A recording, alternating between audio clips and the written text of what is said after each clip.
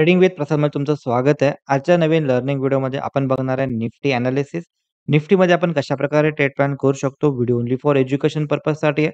कुठल्या प्रकारे बाय किंवा सेल रिकमेंडेशन अजिबात नाही आहे. तर एक रिक्वेस्ट आहे, जर तुम्ही चॅनलला पहिल्यांदा व्हिजिट करत असाल तर जरूर चॅनलला सबस्क्राईब करू शकता आणि नोटिफिकेशन आयकॉनला पण जरूर प्रेस करा, जेणेकरून येणारे जे पण व्हिडिओज असतील ते तुमच्यापर्यंत लवकरात लवकर पोहोचण्यास मदत होऊन जाईल. चला तर आपण स्टार्ट करूया. सगळ्यात पहिल्यांदा आपण येऊया थोडंसं निफ्टीच्या वीकली टाईम फ्रेमवरती. आपला वीक हा क्लोज झाला आणि जर का आपण वीकली टाईम फ्रेम जर का बघायला गेलो, जसं आपण लास्ट काही दिवसापासून आपण डिस्कस करत आलेलो आहे. ओके. तर त्याच्यामध्ये आपण हे डिस्कशन केलं होतं, की खूप दिवस झाले मार्केटमध्ये कंटिन्युअसली रेड कॅन्डलचं फॉर्मेशन होत चाललंय. आफ्टर 2000 आय थिंक 2008 ला ह्याच्यामध्ये कंटिन्यू 6 रेड कॅन्डल बनले होते आणि त्यानंतरनं एक ह्याच्यामध्ये आता आपल्याला ग्रीन कॅन्डल बघायला भेटले. ग्रीन कॅन्डल बनले याचा अर्थ असा नाहीये, की इथून मार्केट रिव्हर्स होणार किंवा मार्केटमध्ये आता नवीन तेजी येणार. ओके. तर जस्ट एक कन्फर्मेशनसाठी की बाबा कंटिन्युअसली नॉनस्टॉप कधी पण कुठली पण सेम कलरचं कॅन्डल तयार नाही होत. 5 वेळा, 4 वेळा बनू शकते. बट ह्याच्यामध्ये रेअर कंडिशन झाली ज्यामध्ये 6 वेळा कंटिन्युअसली रेड कलर फॉर्मेशन झालं आणि त्यानंतर अल्टरनेटिव्ह कलर बनू शकतो. हे एक्स्पेक्टेडच ऑलरेडी आहे. ओके. जसं की याच्यामध्ये आपण टेलिग्राम चॅनलवरती पण अपडेट दिला होता. जर का आपण टेलिग्राम चॅनल जर का तुम्ही नसाल तर टेलिग्राम चॅनलला पण तुम्ही जॉइन करू शकता. डिस्क्रिप्शन सेक्शनमध्ये लिंक आहे. तिथून तुम्हाला जॉइन भेटेल. ओके. जर का आपण इथं बघायला गेलो तर याच्यामध्ये आपल्याला एक ब्रेकआउट बघायला भेटला वीकली टाईम फ्रेमवरती आणि ब्रेकआउटच्या आधी मल्टिपल टाईम मार्केट इथं कन्सॉलिडेशन दिलं होतं. अगेन त्यानंतरनं ब्रेकआउट झाला आणि त्यानंतरनं इथे आपल्याला एक फेक ब्रेकआउट बघायला पण भेटला. ओके. तर हा जो ब्रेकआउट आहे हा पूर्ण फेक झाला आणि त्यानंतरनं प्रोबॅबिलिटी जास्त होती, की मार्केटमध्ये एक निगेटिव्ह सेंटिमेंट शॉर्ट टर्मसाठी राहू शकते. बट थोडंसं आपण जरा लाँग टर्मला बघायला गेलो, तर लाँग टर्ममध्ये ही जी मार्केटचा जो रॅली होती, जर का आपण नोटीस केलं, तर इथं मार्केट आपल्याला कशाप्रकारे बिहेवियर करायला भेटतंय, की इथून मार्केट स्ट्राँग अपसाइडला गेला होता. त्यानंतरनं मार्केटमध्ये एक पुलबॅक आला. अगेन मार्केटमध्ये परत बायिंग आला. थोडंसं आपण जर का त्याला मंथली टाईम फ्रेमवरती जर का आपण ह्याला म्हणजे चेकआउट करायला गेलो, तर आपल्याला जास्त क्लॅरिटी येईल, की कशाप्रकारे याच्यामध्ये मार्केटमध्ये सेंटिमेंट बनत चालू ओके. जर का आपण मंथली टाईम फ्रेम बघायला गेलो, तर इथं मार्केटमध्ये एक सगळ्यात पहिल्यांदा याच्यामध्ये एक बेअरिश सिंगल तयार झाला. त्यानंतर मार्केटचा एक डाउनसाइड मोमेंटम आली. ऑब्व्हियसली मार्केट हे लाँग टर्म अप ट्रेंडमध्ये होता. त्याच्यामुळे जो पण डाउनसाइड डिप येईल, त्यामध्ये बायिंग येऊ शकते ही प्रोबॅबिलिटी होती ॲज पर डाउ थिअरी. तर इथून आपल्याला एक डीप अपसाइडला बघायला भेटला. ओके. इथून जे बॉटमला पुलबॅक आला, इथून अगेन आपल्याला एक बाउन्स बॅक बघायला भेटला. बट हा जो बाउन्स बॅक आहे, तो हा प्रिव्हियस जो आपला स्विंग हाय आहे, ह्याच्यावरती जायला एकदम म्हणजे गेला अजून तरी नाहीये. ओके. तर जोपर्यंत मार्केट शॉर्ट टर्ममध्ये जोपर्यंत हा जो लो क्रिएट केला, जो की 24,342च्या आसपासचा लो आहे, की 340च्या आसपास, ह्याच्या खाली जोपर्यंत येणार नाहीये, तोपर्यंत मार्केटचा हा जो अपट्रेंड, लाँग टर्म अपट्रेंड आहे, इथून मार्केट शॉर्ट टर्म साइडवेला किंवा लाँग टर्म डाउन साइडला तर मोमेंटम दाखवत नाहीये. ओके. तर ह्याच्या हायच्या वरती जर का मार्केट गेला, तर मार्केट अगेन नवीन ऑल टाईम हायच्या आसपास जाऊ शकतं आणि जोपर्यंत मार्केट हा जो हाय आहे, हा जो लो आहे, ह्याच्यामध्ये राहील तोपर्यंत एक्स्पेक्टेड आहे, की मार्केट साइडवे नेचर दाखवू शकते ॲज पर बिग टाईम फ्रेमला. जर का आपण शॉर्टर टाईम फ्रेम बघायला गेलो, तर शॉर्टर टाईम फ्रेममध्ये आपल्याला काय बघायला सिनारिओ भेटतो, त्याच्यामध्ये ही जी रिव्हर्सल आपल्याला बघायला भेटते किंवा हा जो लास्ट आठवड्यामध्ये जे आपल्याला बायिंग बघायला भेटले, ही बायिंग जस्ट एक प्रॉफिट बुकिंग असू शकते बिकॉज कंटिन्युअसली नॉनस्टॉप रेट बनलेत. एखादा ग्रीन एक्स्पेक्टेड होता. त्या प्रकारचा हा बायिंग बनला. जर का मार्केटला रिव्हर्सल प्रॉपर जायचं असेल, तर इथे एक प्रॉपर पॅटर्न दिसला पाहिजे आणि त्यानंतर आपण असं बोलू शकतो, की याच्यामध्ये रिव्हर्सल बनलाय. सध्या तरी याच्यामध्ये कुठल्याही प्रकारचा पॅटर्न दिसत नाहीये. थोडंसं आपण डेली टाईम फ्रेमवरती जर का आपण यायचा प्रयत्न केला, तर डेली टाईम फ्रेमवरती आपलं जे मार्केट आहे, इथून जर का आपण बघायला गेलो, तर इथून मार्केट हा एक short term downside momentum दाखवत आहे आणि हिचा जो पण हाय येईल, तिथं सेल ऑन राईज ही मोमेंटम एक्स्पेक्टेड आहे. ओके.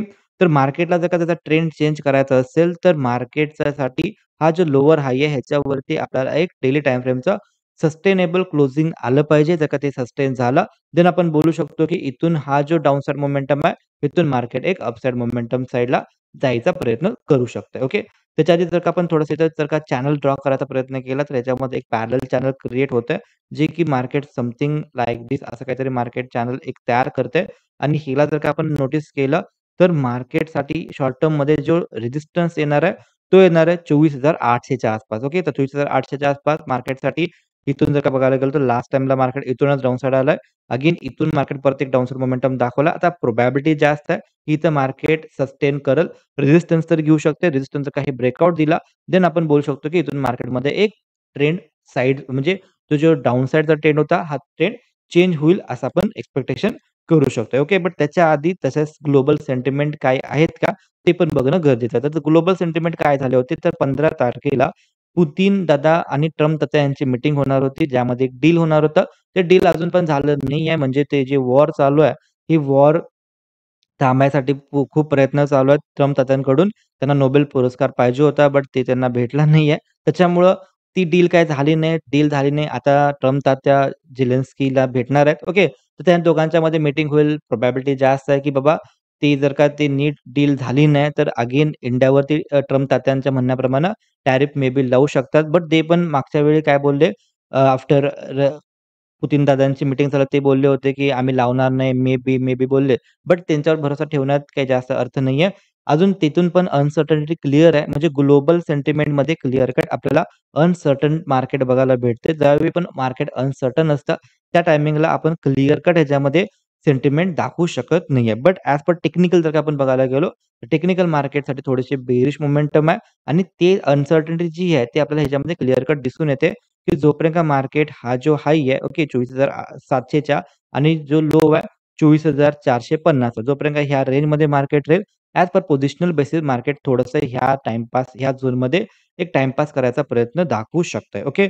एक पॉझिटिव्ह न्यूज कोणती होती, जी की आपले मोदी साहेबांनी बोलले, ज्यामध्ये इंडिपेंडन्स डेला की जी-एस-टी रिबॅलन्स होणार आहे, ज्यामध्ये 5% 18% आणि 40% आय थिंक 18 का 12 बघायला पाहिजे, बट बहुतेक 18च आहे. ओके, तर 12% वरनं 99 प्रॉडक्ट 99% प्रॉडक्ट 5% मध्ये येणार. त्याच्यामुळे स्वस्ताई होऊ शकते. ओके, टॅक्स कमी होईल. स्वस्ताई नाही, टॅक्स कमी होतील आणि 40% ला पण जाईल. त्याच्यामुळं जे 40% ला जातील त्याच्यामध्ये थोडंसं आपल्याला बेअरिश सेंटिमेंट बघायला भेटेल. बट जे स्वस्त होतील त्याच्यावर थोडंसं पॉझिटिव्ह सेंटिमेंट मे बी बघायला भेटू शकते आणि हे जे रिबॅलन्सिंग आहे, हे मे बी दिवाळीच्या आसपास होऊ शकते, असं त्यांचं म्हणणं होतं. ओके. तर ह्याच्यामुळं थोडंसं मार्केटमध्ये पॉझिटिव्हिटी बघायचा प्रयत्न होऊ शकतो. म्हणजे पॉझिटिव्हिटी मार्केटमध्ये असू शकते, राहू शकते. बट जे अनसर्टनिटी मेजर अनसर्टनिटी जी आहे, त्याच्यामुळे एफ-आयस कंटिन्युअसली सेलिंग करत चाललेत. ओके, तर तिथं थोडंसं आपल्याला प्रॉब्लेम बघायला भेटू शकतो.